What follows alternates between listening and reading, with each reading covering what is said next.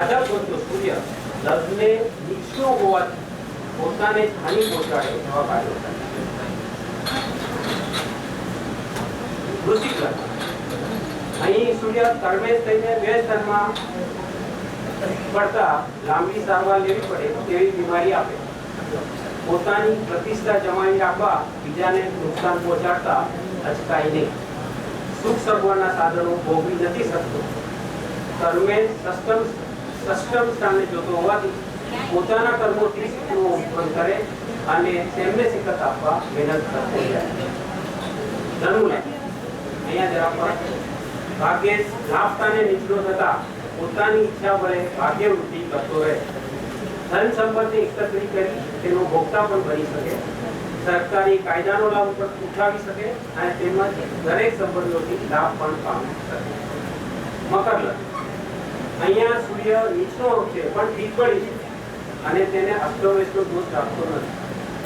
રાજ્ય સત્તા વગેરેથી સહેલાઈથી માનપાન મેળવી શકે. લગ્નેશનો શત્રુ નીચનો હોતા જાતક વડીલો ઉપયોગથી શ્રેષ્ઠ લાભાર્થી બની શકે. ફક્ત જાહેર જીવનમાં પ્રથમ ક્રમાંકિત બનવાની ઈચ્છા અધૂરી રહે છે. લગ્નેશ શનિ હોવાથી કોઈના આશ્રિત બનવું પડે. બધાની વચ્ચે હોવા છતાં એકલવાયો લાગે. કુંભ લગ્ન.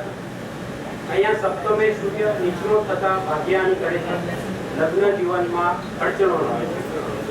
સૂર્ય તૃતીય સ્થાને જોતો હોવાથી ભાઈ બહેનોની જવાબદારી ઉપાડવી પડે છે. આવકમાં સ્થિરતા હોતી નથી. છતાં નવમા અને તૃતીય સ્થાન સાથે કેન્દ્રાધિપતિ સંબંધિત થતા ધન નહીં પણ માન જરૂર મળે. મીન લગ્ન. દસ્તેશ તરીકે આઠમે બેસતા વિપરીત રાજયોગ કરે છે. પ્રારંભિક તબક્કે પારિવારિક સુખ બાબત કષ્ટ આપનારો બને. સૂર્યના ભોગ વર્ષ 50 હોતા આ ઉંમરે જાતક વાણી દ્વારા ધન માન કમાવી શકે. હરીફો થકી લાભ મેળવી શકે તેમજ દેશ પ્રદેશથી પણ લાભ પ્રાપ્ત કરી શકે. આમ નીચલો સૂર્ય વિવિધ કારણોસર દરેક લગ્નમાં ક્યારેક લાભ તો ક્યારેક પોતાની નકારાત્મક પ્રવૃત્તિનો ઉપર એક નાની વાત એ લઈએ. આપણે જાણીએ છીએ કે દરેક ગ્રહ કેન્દ્ર ત્રિકોણના માલિક તરીકે શુભ ફળ આપવા તત્પર હોય. પણ જો દુસ્થાનના માલિકો એટલે કે 6, 8, 12 ના અધિપતિ નીચના થાય તો તે ભાવથી જોવાથી નકારાત્મક બાબતો પણ નબળી બને જે તે લગ્ન માટે શુભ ગણાય. આના થોડા આપણે દાખલા લઈએ. મેષ લગ્નમાં સસ્ટેશ બુધ નપુંસક છે માટે વધુ બગાડી શકતો નથી. નીચલો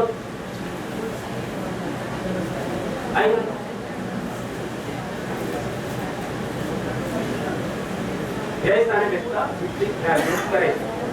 અહીં શનિ શત્રુઘ્ન અને બાધક તરીકે લગ્ન આવતો હોવાથી જાતક શનિના નકારાત્મક વસ્તુ બચી શકે નહીં. છતાં મહેનત કરવાથી ખોટું મેળવી શકે. આ ગ્રહો નીચના બની ક્યારેક લાભ આપી જાય છે તો તેની સાથે ક્યારેક વિશેષ દ્રષ્ટિ પર એ સ્થાન પરથી જોવાની બાબતો પ્રભાવિત કરે છે તે આપણે ભૂલવું જોઈએ નહીં. આમ ખાડાના સ્થાન ઉપરાંત મારક બાધકને પણ લક્ષમાં લઈએ તો શત્રુગ્રહની નીચ સ્થિતિ શુભ ફળ આપનારી અને ગ્રહનું ઉચ્ચત્વ ક્યાંક આડકતરી રીતે મુસીબતોનો અપરાધ જોઈ શકાય. હરિ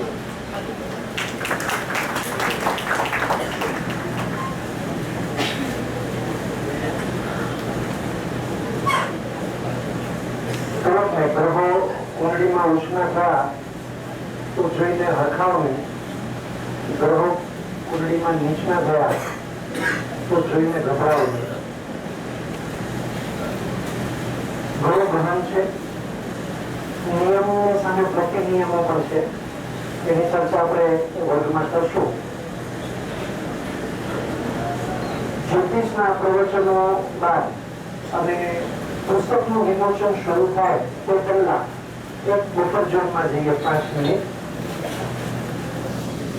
ત્યાં કેવી રીતે એક પેજ નહીં તો ફક્ત ગુજરાતી રંગમંચના જાણીતા વ્યક્તિત્વને શ્રી સંજયભાઈ ગોરડિયાને વિનંતી કરીશ તેઓ વિદ્યાર્થીઓને અમને સંબોધન આપે. સંજયભાઈ ગોરડિયા.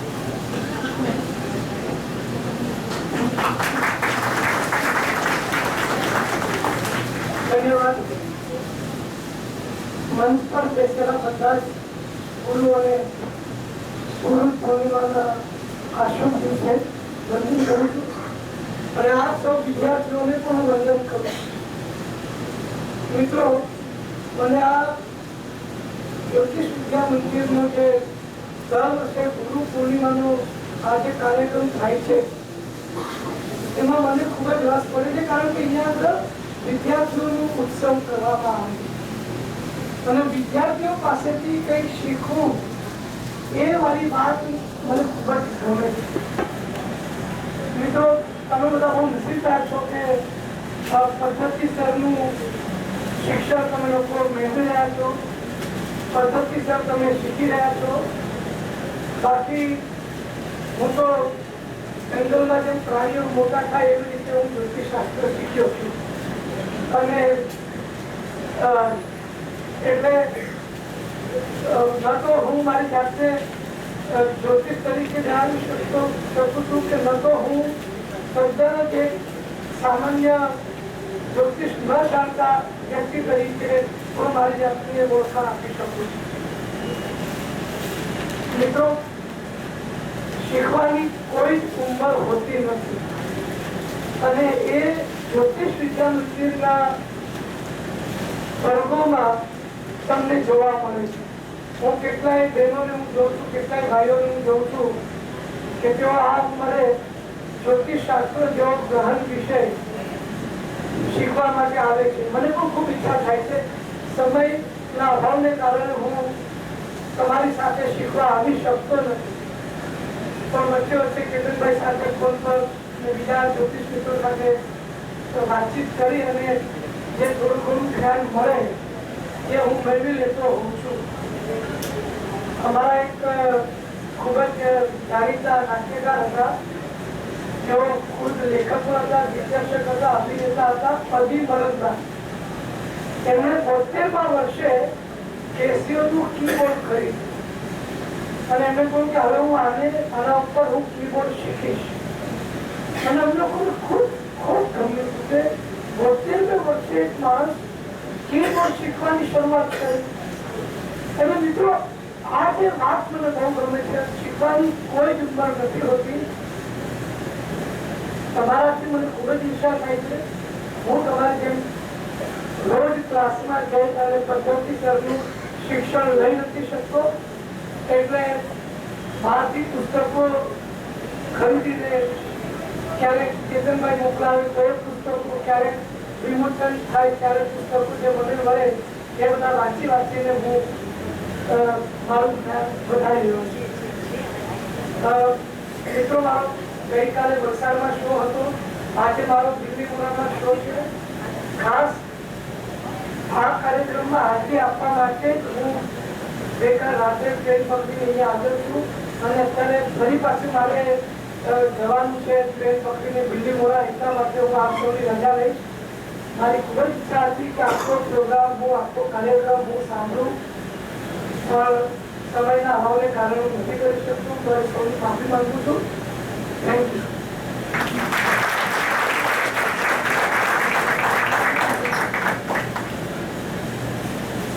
સંજયભાઈ જાઓ એ પહેલા અમારા દરેક કાર્યક્રમની તમે સમયસર માહિતી આપતા રહેશો અને જ્યારે બી આપને અનુભવ હોય ત્યારે આપ જરૂરથી સંબોધન માટે એમનો ઉત્સાહ વધારવા માટે વિદ્યાર્થીઓને આપ આવશો. Thank you. આભાર.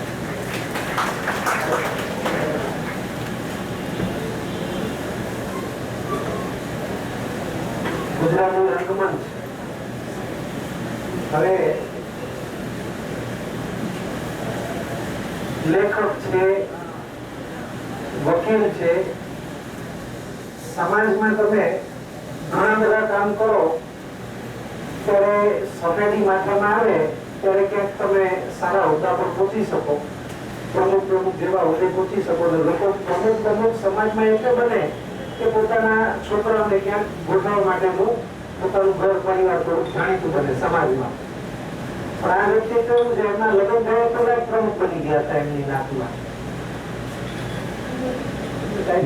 મોહનભાઈ તરખાડિયા આપણી સંસ્થાની સ્થાપના કરી એનું બંધારણ ઘડવામાં અને રજીસ્ટ્રેશન કરાવવામાં એમણે સારી મદદ કરી છે. આમ તો ફક્ત આપણી સંસ્થા નહીં, મુલુંડમાં પણ જે બીજી 5-7 સંસ્થાઓ ઊભી કરવામાં ઇનિશિયેટિવ મેં લીધું હતું એ બધાને હું મોહનભાઈ પાસે લઈ ગયો હતો. 1 પણ રૂપિયાનો ચાર્જ લીધા વગર એમણે સંસ્થાઓનું રજીસ્ટ્રેશન ને બંધારણ ઘડી આપવામાં મદદરૂપ થયા છે. અને આપણા જે ફોટો પાડે છે ભાઈ, એને 50,000 નો ઓર્ડર હોય કે 2 લાખ નો ઓર્ડર હોય, જ્યોતિષ વિદ્યા મંદિરનો કાર્યક્રમ હોય તો એ પોતે આવી જ જાય ગમે તે રીતે. એમનું પણ ફોટોગ્રાફર એસોસિએશનની જે સ્થાપના બહુ આગ્રહ કર્યો કે તમે લોકો રજીસ્ટર કરાવો સંસ્થા, તો એનું બંધારણ પણ મોહનભાઈએ જ કરી દીધું અને આજે એમની સંસ્થા રજીસ્ટર થઈ છે 2 વર્ષથી. અનેક સમાજ ઉપયોગી કાર્યો અને ફોટોગ્રાફર જે ભાઈઓ હોય એમની માટેના કાર્યો કરતા હોય છે. એ આપણે મોહનભાઈને એમની રીતે એમના લેખનામાં આપણે મોહનભાઈ કરતા पानी चाहिए पानी चाहिए तो बॉटल चाहिए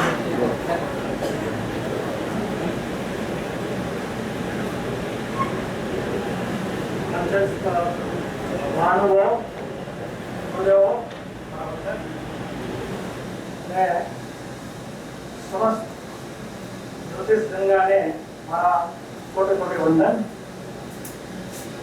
ज्योतिष शास्त्र बाबत मारू હું અંગૂઠા છાપ છું એમ કહી શકું. અને છતાં મારી જાણ મુજબ જ્યોતિષ શાસ્ત્ર એટલે અખંડ બ્રહ્માંડ, સમસ્ત બ્રહ્માંડની અંદર જે લેખાજોખા હોય છે તત્વોના, જીવોના, એ બધાનું જે સારાવણી કે જે ટોટલ જે શાસ્ત્ર કહીએ એ જ્યોતિષ શાસ્ત્ર છે. બહુ ગહન વિષય છે, એને કોઈ પણ વ્યાખ્યામાં બાંધવું મુશ્કેલ છે. એ હું એના તજજ્ઞો પર છોડી દઉં છું. એટલો ટૂંકમાં હું જાણું છું કે જ્યોતિષ શાસ્ત્રની અંદર ડૂબકી મારવી એ કંઈ સહેલી વાત નથી. એટલે 2 બાજુઓ અને અત્યારના ભૌતિક ભાગની અંદર 2 બાજુઓ એનો દુરુપયોગ કરી અને શ્રદ્ધાનો વિષય હતો એને અંધશ્રદ્ધામાં પરિવર્તન કરી દીધું છે. ત્યારે કેતનભાઈ, સોનલબેન, રાજનભાઈ મહેતા નામો બધું સરસ સુધી રહી જાય તો માફ કરજો, બધા ભેગી મળી અને જ્યોતિષ વિદ્યા મંદિર ની સ્થાપના કરી. એનો મૂળ હેતુ શું છે કે લોકોને સરળ રીતે લોક ભાષામાં, સરળ રીતે અને લોક ભાષામાં એ જ્યોતિષનું જ્ઞાન મળે. અને એ આજે લગભગ 13 વર્ષ થઈ ગયા અને એ અંગ્રેજ પ્રમાણે એ જ્ઞાન ગંગા સરળ રીતે વહેતો રહ્યો છે. બહુ ગૌરવની વાત છે અને એના માટે એ બધા સંચાલકો ખરેખર અભિનંદનને પાત્ર છે. આવી જ રીતે તમારો બધાનો સાથ સહકાર મળતો રહેશે. તો હજી આ જ્યોતિષ વિદ્યા મંદિર જે આપણે આગળ ડીમ યુનિવર્સિટી એટલે વિશ્વ કક્ષાએ ડીમ યુનિવર્સિટી બની શકે એવા આપણે પ્રયત્નો કરવાના છે. હવે ઘણી વખત જ્યોતિષની અંદર લોકો આવે છે આપણા કેતનભાઈ પાસે, ત્યારે કહે છે કે મને માવો આવે છે એક મારી દીકરીને શાક અને રોટલી નથી ભાવતી. તો કેતનભાઈ કે પીઝા મળતા હોય તો હું શાક અને રોટલી નથી ખાતો. એ રીતે સોનલબેન પાસે ઘણી માવો આવે છે કે લગ્ન પછી મારો છોકરો ઓગળો થઈ ગયો. એવી રીતે રાજનભાઈ પાસે ઘણા મિત્રો કહે છે, રાજનભાઈ પૂછ્યું કે ભાઈ કેમ ધંધો કરતો નથી? તો મારા ગ્રહ બરોબર નથી એટલે 2 વર્ષથી ઘરે બેઠો. આમે એને ધંધો કરવો હતો નહીં અને જ્યોતિષનું સાધન મળ્યું. મિત્રો, મારો કહેવાનો આશય એ છે કે જ્યોતિષને છે ને ગેરસમજમાં, એટલે બહુ મોટી ગેરસમજ છે જ્યોતિષ બાબતમાં. એટલે ઘણા લોકો, એટલે હું એટલે એ લોકોને એમ નથી કહેતો એ કોઈ પણ રીતે જ્યોતિષને ન્યાય આપ્યા વગર એ શાસ્ત્રને ખોટું ફેરવે. ત્યારે જ્યોતિષ વિદ્યા મંદિરનો એક પ્રમાણિક પ્રયત્ન છે કે લોકો સુધી જઈ અને જ્યોતિષ શું હતું, પેલા બહુ ઉચ્ચ વ્યક્તિઓ જે શાસ્ત્રમાં હોશિયાર હતા અથવા તો થોડો માફ કરજો જે બ્રાહ્મણ ભાઈઓ હોય એનો થોડો બ્રાહ્મણો પૂરતો મર્યાદિત હતો. એટલે એ લોકોએ શું કર્યું, લોક સુધી ઉપયોગી થાય એ સુધી પહોંચવા દીધું નહીં. કોઈ પણ કારણ હોય એ આપણે દલીલ ઉતરતા નથી, પણ જ્યોતિષ વિદ્યા મંદિરે બહુ જ સરસ કામ કર્યું છે અને લોકો સુધી પહોંચી અને આગળ હવે હું એક બે શબ્દો જ્યોતિષ વિદ્યા મંદિરમાં વાંચીશ. જ્યોતિષ એટલે આપણે અજ્ઞાનમાંથી, જ્યોતિ એટલે પ્રકાશ, એટલે અજ્ઞાનમાંથી પ્રકાશ તરફ, જ્ઞાન રૂપી પ્રકાશ જેને કહીએ એ તરફ જવાનો માર્ગ એટલે વિદ્યા મંદિર. વિદ્યા એટલે શું છે કે છે સ્વરૂપ જ્ઞાન, જેને આપણે કહેશું કે એ જે જ્ઞાન છે કે જે કલ્યાણ લોકોના કલ્યાણ માટેનો ઉપયોગ જ્ઞાન થાય તેને આપણે વિદ્યા કહીએ. મંદિર એટલે શું છે? પવિત્ર સ્થળ છે કે જ્યાં મંદિર એક પવિત્ર સ્થળ છે કે જ્યાં બેસીને લોકો પોતે વ્યક્તિ અને બ્રહ્મા સાથે સીધો સંબંધ ધરાવે છે અને લોકોના બીજા જે પણ સંબંધો છે એને રિસ્પેક્ટ કરે છે. એ પવિત્ર સ્થાન એટલે મંદિર. એટલે જ્યોતિષ વિદ્યા મંદિર એટલે એ એક પવિત્ર સ્થાન છે જે જ્યોતિષ જેવો ત્રણ વિષય પવિત્ર સ્થાનમાં આપણે શીખી શકીએ એટલે એનું નામ પાડ્યું છે આપણે જ્યોતિષ વિદ્યા મંદિર. પણ આજે વધારે તમારો સમય લઈશ નહીં અને મને આજે જે ગૌરવ આપ્યું છે એ બદલ હું સંસ્થાનો ઋણી છું અને આપ સર્વે લોકો જે આજે જે ઉપાધિઓ મળી રહ્યા છો વિદ્યાર્થી મિત્રો એ બધાને મારા હાર્દિક અભિનંદન અને આવી જ રીતે ખૂબ જ પ્રગતિ કરી સમાજમાં અને જ્યોતિષ શાસ્ત્રને ગૌરવ અપાવે એવી સૌ સર્વને હાર્દિક વિનંતી સાથે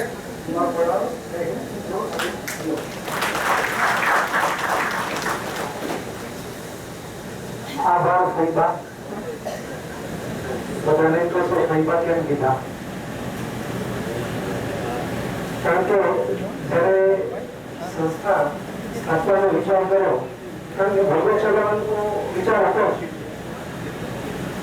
પણ પછી ગણતરી મૂકી કે ભાઈ રજીસ્ટ્રેશન કર્યા વગર આપણે આગળ નથી વધવું, કાયદેસર રીતે પ્રવૃત્તિ કરવી છે. ત્યારે રાજનભાઈને અમે ગયા હતા ત્યારે જ્યોતિષ વિદ્યા મંડળ કે નામ લઈને મને વિચાર કે રજીસ્ટર કરાવી. ત્યારે એમનો શબ્દ હતો કે આ મંડળો કમંડળો બહુ થઈ ગયા, તમે કંઈક યોગ્ય કામ કરવાની ઈચ્છા વૃત્તિ રાખતા હો તો આ મંડળમાંથી બહાર નીકળો અને વિદ્યા મંદિર જેવું કંઈક નામ વિચારો. એટલે હકીકતમાં આ જો નામ તમને બધાને જો ગમ્યું હોય તો આપણા ફરીવાર છે. બરોબર ફક્ત યાદ આવ્યું કે ભૂલી ગયું? ભૂલતો નથી, બધું બરોબર યાદ રાખું. હા, સારી વસ્તુ. આમ તો પ્રેમ વિશે બહુ સારું બોલે છે, તો આજે અમે તો પ્રેમ વિશે નહીં બોલું, તો તમે જેના વિશે બોલવાનો આવો તમે બોલો. હા, આવો તમે તમારો આવો. પ્રેમની સીઝન છે. પ્રેમની સીઝન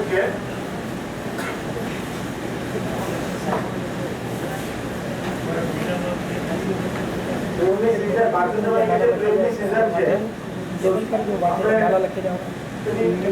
બહુ ઝડપથી ચર્ચા વ્યાખ્યાઓ પ્રેમની. પ્રેમ એટલે હૈયાની એક્સચેન્જ ઓફર અને ટોપ ટાઈમ. પ્રેમ એટલે નફરતને નાબૂદ કરવા ઈશ્વર અંકલે લખી આપેલું. પ્રેમ એટલે ગમતી વ્યક્તિને ફરવા વિસ્તારમાં મેકઅપ કરવાનું ભૂલી જાઓ તો સુંદર લાગવાની ગેરંટી.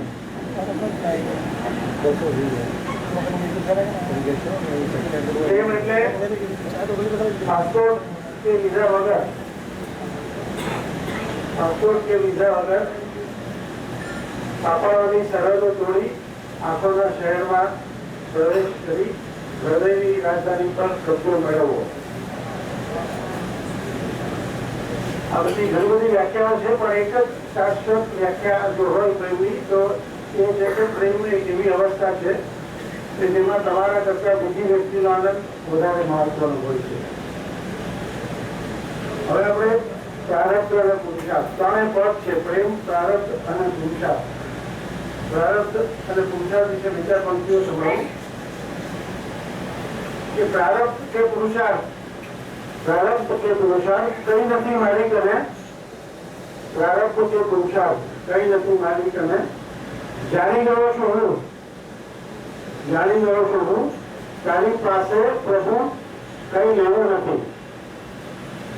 પુરુષાર્થ કરશો તો જ આ ધન પ્રાપ્તિનું પુસ્તક છાપ્યું છે, પણ જો પુરુષાર્થ નહીં કરો તો કઈ મળવાનું નથી, એ લખી રાખજો. બહાર કઈ આને માટે જ કંઈક છે, મકરંદ મુસળાય કરી આપણે બહુ જાણીતા ખ્યાલી પંક્તિ સમાવું. બહાર કઈ કંપોસવા જેવું નથી, ભીતરે સંતાડવા જેવું નથી. તું અભણ છે, તું અભણ છે એ જ સારું છે, બધા કોઈનું મન વાંચવા જેવું નથી. બીજી બધી શાયરીઓ માધ્યમ માટે રવા દઉં છું.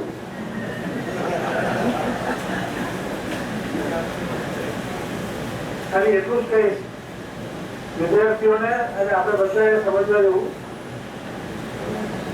કે you are not defeated when you lose. You are not defeated when you lose. You are defeated when you quit. એટલે સપનાઓ જુઓ અને અમલમાં મૂકવાની કોશિશ કરો, બધું મળી રહેશે. ઈશ્વરની કૃપા તમારા પર વરસતી જ રહેશે. Thank you.